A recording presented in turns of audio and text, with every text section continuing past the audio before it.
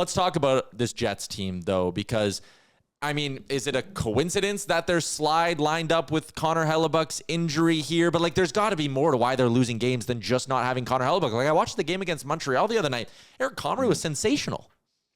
Yes. So that's the thing. It has not been the goaltending, or at least, at the start, maybe it was. They lost a close game to the Carolina Hurricanes 4-3. They lost a close game to the Washington Capitals 4-3. Those games, you plug in a reigning Hart Trophy winner. He's going to have an impact on that game and might be the difference in at least getting that game to overtime and not having those be regulation losses. But then as of late, the Jets have been on this 5-game road trip and just have zero offensive pulse outside of the top line. Like, their bottom 9 has not produced anything. I believe they only have 2 goals in this entire 5-game road trip. Everything else is coming from the top line right now. Connor, Scheifele, and Velarde. They've been super dynamic. They're scoring every single game, multiple goals a night, but that's just not enough when you don't have Connor Hrabchak in, and the defensive structure hasn't been as good. And that resulted in an embarrassing 5-1 loss to the Buffalo Sabres on Monday, which sparked a players-only meeting. We got the old players-only meeting here in Winnipeg a couple of days ago. The Jets then responded and went to overtime against a super banged-up, slumping Montreal team on the second night of a back-to-back. And Eric Comrie had to be sensational, like you said. So did that inspire fans to believe in this team again? Not really. So this stretch, they've lost 6 of their last 7 games. Really no offensive pulse from anyone outside of the top line. The defensive structure is not really there. And, they're missing their MVP goaltender as well. So it's not a great time in Winnipeg right now. We'll see what they can do tonight at home against Buffalo, but not a great time right now. The players-only meeting can often kind of push you in 2 ways. Like, it can be a moment where, like, all right, you win the next few, and now all of a sudden everybody's closer together. It's like a rallying point. But I also think it has the potential to do the opposite, where, like, players-only meeting, then you lose a few, and all of a sudden those tensions aren't really relieved. If there are, and problems is maybe too heavy of a word, but, like, if guys are airing grievances and the Festivus spirit in a meeting like that, and then all of a sudden the next few games don't go well, I feel like everyone's just more frustrated with each other, right? Yeah, 100%. But at least coming off of the players-only meeting, they didn't beat Montreal. They lost in a shootout 3-2. The effort was a lot better. They didn't give up nearly as many odd man rushes like they did in Monday's game against the Buffalo Sabres. Adam Lowry had a huge hit and fight against Hrabchak. Kind of set the tone in that game. The Jets came out strong with a good first period. So we were just down at the rink today talking to Scott O'Neill and some of the players, and they're happy with their effort on Wednesday. They're happy with how they competed in that game. The fact that they stuck up for one another when Hrabchak threw a big hit or Cole Perfetti took a big hit. They were there for one another as teammates, and the effort was better, but the bar was pretty low. It was set pretty low on Monday against Buffalo, so their effort had to be better. It was. And now we also asked Scott O'Neill today, a players-only meeting obviously is going to have the biggest impact, I think, on the next game, but how much of an impact can it have for the next 2 to 3 weeks, like you said, Tyler? And look, it can go one of 2 ways. They can come out tonight firing on home ice and get the crowd into it early and set the tone and destroy the Buffalo Sabres, and everyone will say, oh, this team's back. What were you worrying about? Or they can get shown up again by the Buffalo Sabres, lose on home ice. The fans grow even less patient. And that players-only meeting, the tensions rise even more, and this slump continues with Connor Hrabchak still not set to come back for another 2 to 4 weeks we're at right now. So there's this next 2 to 4 week stretch without Connor Hrabchak here is very, very key for this Winnipeg Jets squad, and it has to start tonight at home against Buffalo. Well, and how scary is it for Winnipeg to be in the Central right now compared to, like, if they were in the Pacific with their record, I think they'd probably feel a little better about things. Yeah, it's extremely scary.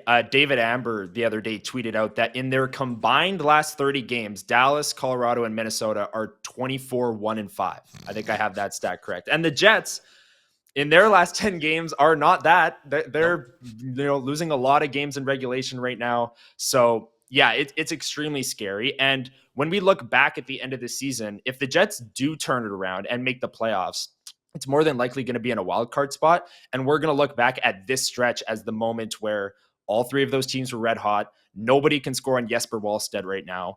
And the Jets just kind of lost that gap. And they're going to have to go on an absolute tear to kind of close the gap. And maybe Minnesota can start to slide a little bit. I know they lost to Calgary last night 4-1, but I don't see them, continuing that anytime soon. So it's the Jets issues have kind of been magnified because those 3 teams are a combined 24-1-5 in their last 30, before last night's games. And the Jets have been really struggling, losing a lot of games in regulation too. How many loser points are there around the NHL right now? The Jets aren't getting any of them. They got their first one of the season on Wednesday against Montreal. They're not getting those extra loser points.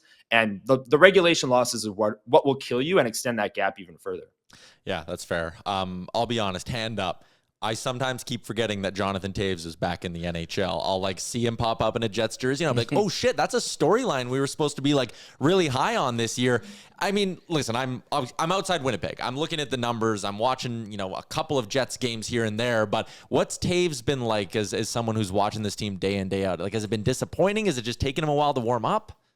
Well, I don't blame you for not remembering that Toews is a Jet, because he hasn't really done anything worth, the national headlines or anyone outside of Winnipeg be like, wow, look at this. He's absolutely tearing it up. He's on pace for 9 goals and 28 points. Mike McIntyre from the Winnipeg Free Press, a local reporter here, just wrote an article yesterday comparing his production to second line centers across the league. And he's near the bottom in goals, points, on pace, everything, expected goals percentage of 5-on-5, all of those things.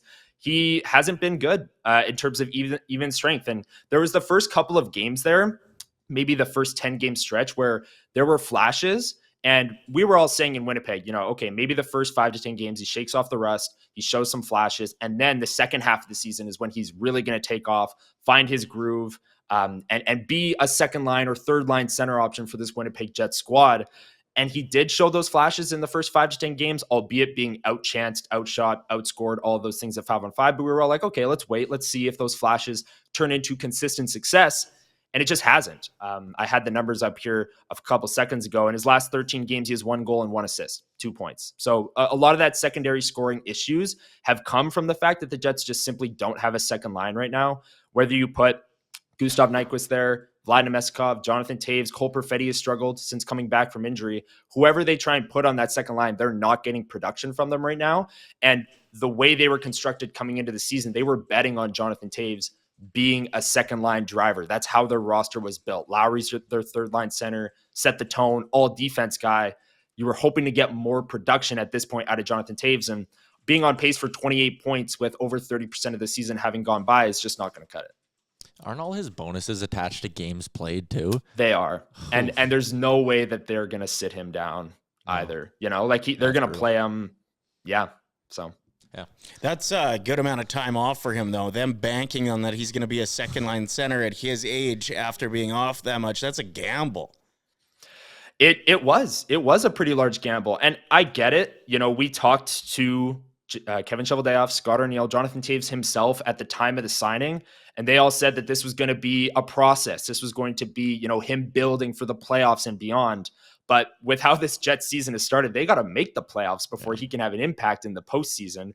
And he's on the second line. He's on the second power play, and he's on pace for 28 points. And you look at some of the flashes and you'd hope, okay, maybe he's not producing offensively, but at least we can hang our hat on him being this ultra defense, shutdown center. And the details are absolutely there. You can see the hockey smarts. You can see him trying to make the play that he knows is the right play.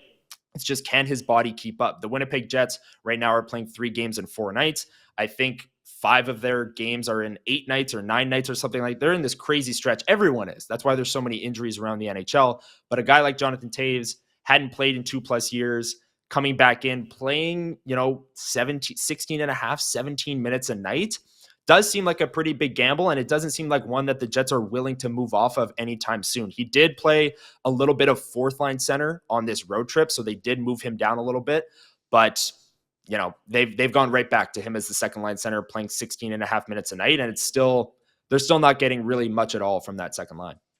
Let me wrap up with maybe like a bigger picture question here. I do think looking back, like, things have gone sideways a little bit here for the last 2 weeks. Like, if they didn't have Kyle Connor wrapped up and locked up, like, there would probably be conversations of like, oh my God, you just cash in on his value, whatever.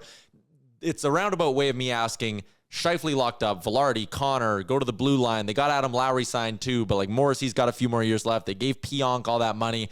Does having the core locked up put less pressure or more pressure on Kevin Cheveldayoff to try to do something to help this team? Like, does he sit there and go like, okay, these guys are, all aging, like, we need to try get them into the playoffs every year? Or does he go, you know what? They're all signed. If it's not our year, if it's a year from hell, then it's a year from hell. This is the thing. They're in a good spot to just deem it a year from hell and just retool and go for next year. A lot of the guys that they did bring in, Nyquist, Toews, Pearson, none of the additions have really worked out quite yet, but they're all on one-year deals and they're all aging veterans, and they have younger prospects currently on the Manitoba Moose, former first-round picks, forwards, defensemen. One of the defensemen is up with the Jets right now, Elias Salamonson. Those guys are going to start making an impact in the next couple of years here. So I really do think that this next 2 to 4 week stretch without Hrabchak is going to define what we see from Kevin Cheveldayoff and what that pressure is like. If this sinks their season, then they're in a good spot to retool for next year. And that has to be the play, because you mentioned the age of all these players. Scheifele's 32, Hrabchak's 32, Morrissey's 30, Kyle Connor's 28, 29. Their young core pieces right now are Gabe Vilardi and Dylan Sandberg, who are 26, 27 years old. So they're not a young team. They're not the Montreal Canadiens. They're the oldest team in the NHL. Having said that, I still think they're in a decent spot to retool if this next 2 to 4 week stretch does sink their season. But if they can stay afloat, stay near the playoff line, I think the pressure does get ramped up for Kevin Cheveldayoff to go out and get some scoring help to help this top line that's carrying the offense, and no one else is really producing behind them. What's up, Nation citizens? If you enjoyed today's episode of Oilers Nation Every Day, make sure you hit the subscribe button here on our YouTube to not miss any of our content. We got you covered, from interviews, insight, analysis, everything you need to stay up to date on everything around the team. Hit that subscribe button so you don't miss a video.